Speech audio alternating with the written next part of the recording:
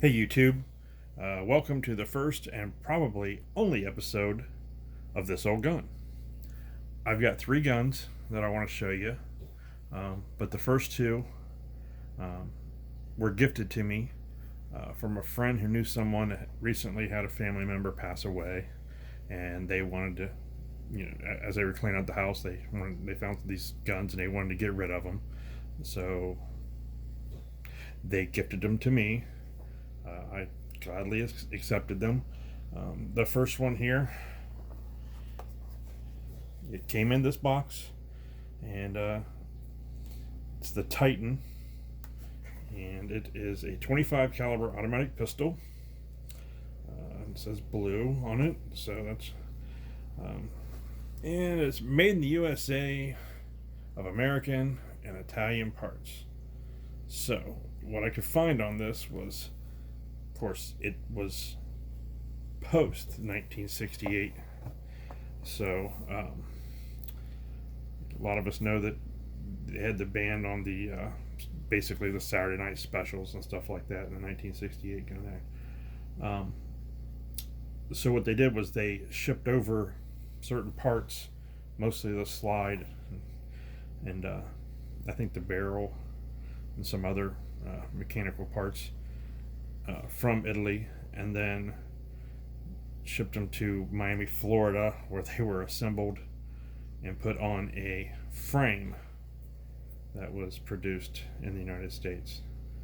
And like I said, it's a Saturday night special, so take a look at it.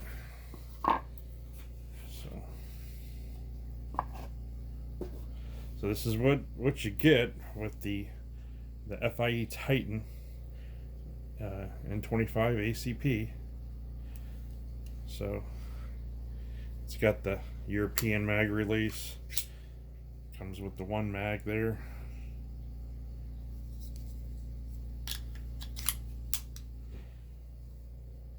So it's not in horrible shape. I mean, I don't know if you can tell in the camera, but just a lot of wear and tear, some scratches around where the safety goes through. Definitely a lot of scratches over on this side. Safety. So there's fire. Okay, there's safe, and it's kind of loose. It doesn't like to stay in place. But once you get to a certain point, you can feel it, and it grabs right there. Once it grabs, then it's ready to fire. But once it's up in here, it's in safe mode. And all these guns were checked prior. They're all empty. So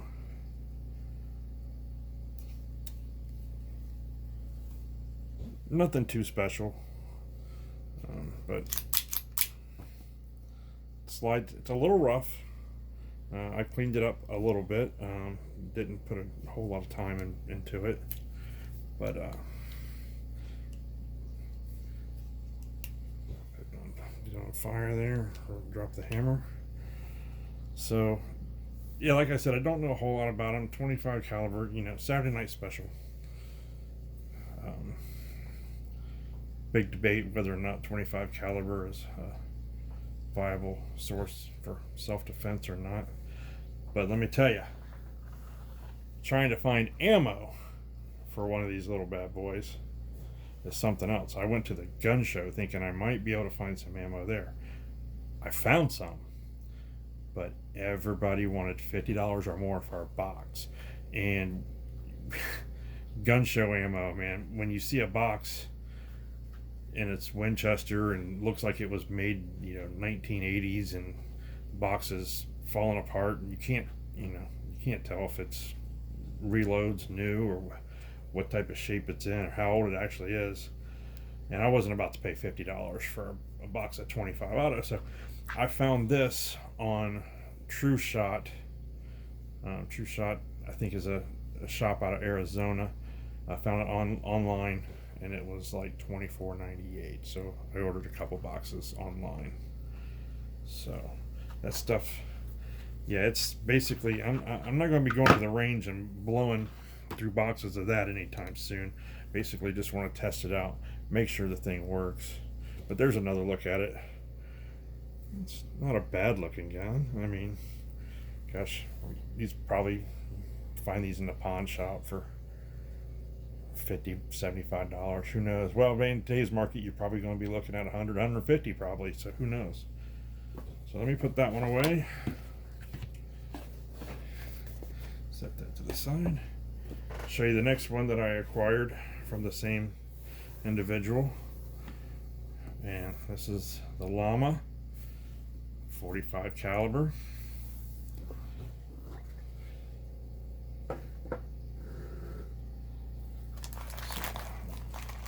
it out in the bag here. This one, if you look, there's the magazine. Came with a cleaning rod and the original registration card. Wonder if that's still gonna be good. So here is the Llama in 45 caliber. Now, from the research that I've done, Spanish guns, Llama was made in Spain. They have a number right here, and this is an N with a star and a 1. And if you Google Spanish gun lookup or registry or whatever, they'll have a date, a little chart with all the different numbers and letters and what date. So this one dates back to 1968. It was one of the most popular imports to the United States from the Llama Firearms Company. So, and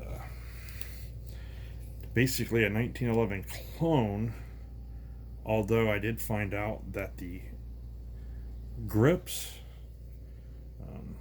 are not interchangeable if you just buy regular grips for 1911s, because of this piece right here underneath. Most 1911s are well, let's just say the Llama has 2 screws there, and you would have to flip the grip over and like route out the area for where their screws are at. And most higher quality 1911s don't have those screws, I guess. Not a big expert on the 1911, to be honest with you. I never owned one. This is the first one I've ever had. I haven't even got a chance to shoot this or that 25 yet, or to say that the next gun, I haven't shot it either. So just wanted to get a video out and show you guys what I got here. So pretty clean gun. So from what I see, there's not a whole lot of wear and tear. A little bit of markings here.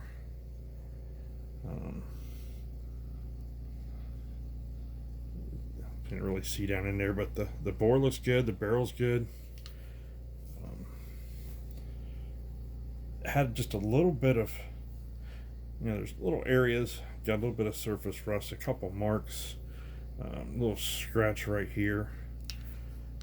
But other than that, pretty good shape.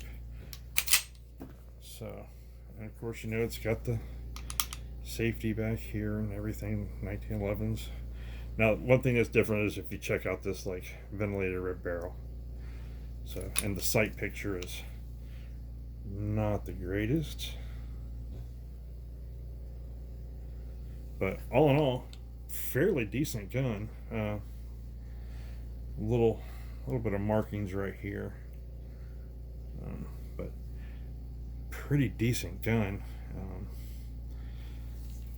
Actually, I'd say it's a beautiful gun. It's a pretty good shape, and like I said, I don't know a whole much about 1911s. I don't know how much about the Llama brand, but like I know the grips aren't interchangeable as far as I know. I heard the magazines were. A lot of people say for some reason like Taurus 1911 mags work pretty good in the Llamas, but the firing pin, stuff like that, is not interchangeable with most 1911s. So, but I like it. I think it's a decent looking gun, and can't complain for the cost, because it was free. We put this away here.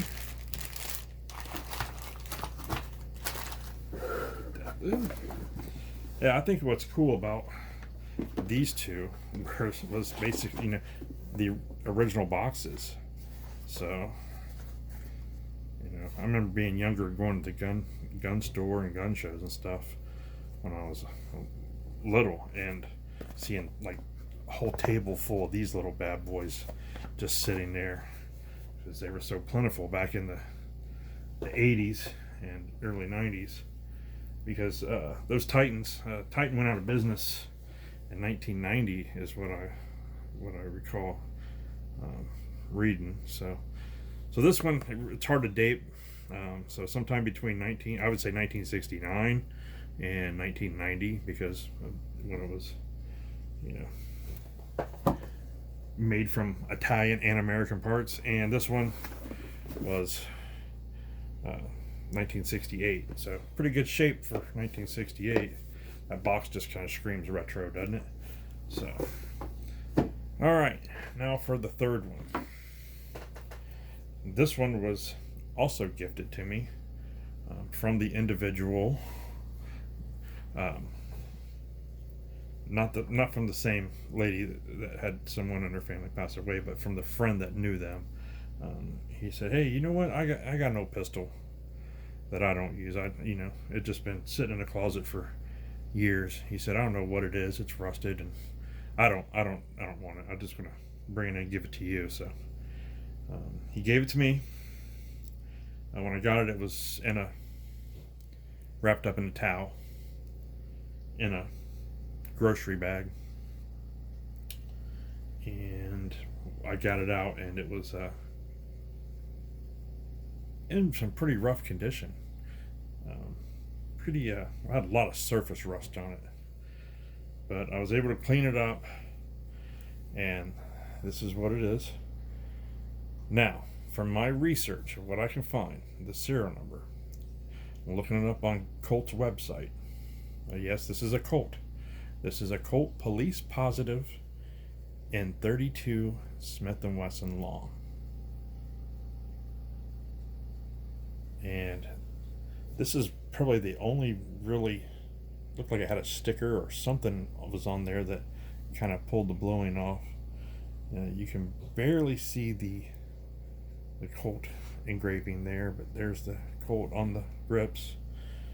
And see if you can, I don't know if you can read that or not, but it's Police Positive 32 CTG, which is cartridge, 32 cartridge.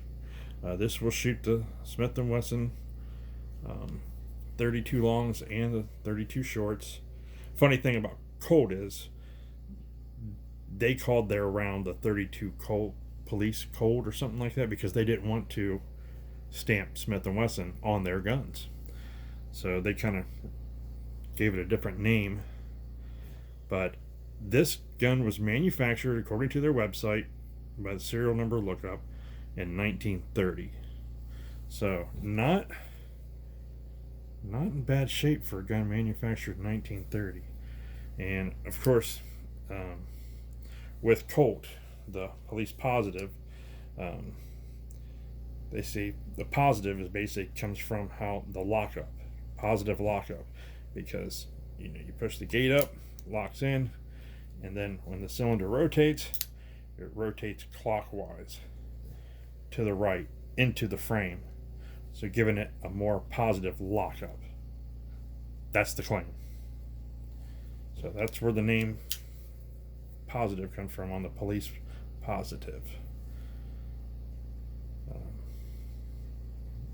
In my opinion, very good looking gun. Now, trying to find 32 long Smith & Wesson long or 32 Smith & Wesson short has been quite a task. I do find a lot of places like Academy, Brownells, Cabela's, places like that all have it on their website. But of course, in today's times, nobody has it in stock. So I'm going to have to do the old gun show and gun store tour in my area to see if I can find anything, or just keep looking online, and maybe eventually I'll find something in stock. I want to get this one out and test it. It's definitely a nice pistol for the age. There is some wear and tear here, little rust spots and stuff like that, but all in all, pretty clean gun.